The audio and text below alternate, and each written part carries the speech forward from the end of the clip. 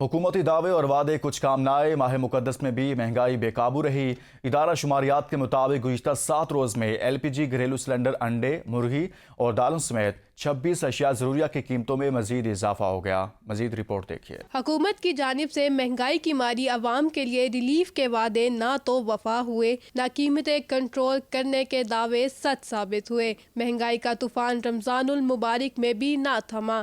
ادارہ شماریات کی ہفتہ وار رپورٹ کے مطابق مہنگائی کی شرح میں 0.60% کی معمولی کمی تو ہوئی، تاہم 26 اشیاء ضروریات کی قیمتوں میں مزید اضافہ ریکارڈ کیا گیا۔ ہفتہ وار بنیادوں پر مہنگائی 44.61% کی ریکارڈ سطح پر پہنچ گئی۔ ایک ہفتے کے دوران LPG کا گھریلو سلنڈر 141 روپے 64 پیسے مہنگا ہوا، ایک درجن انڈے 6 روپے 89 پیسے، کیلے 4 روپے اور زندہ مرغی کی فی کلو قیمت میں 8 روپے 29 پیسے اضافہ ہوا۔ ایک ہفتے کے دوران دال ماش 6 روپے 12 پیسے، بیف 5 روپے 74 پیسے اور مٹن 9 روپے 95 پیسے مہنگا ہوا۔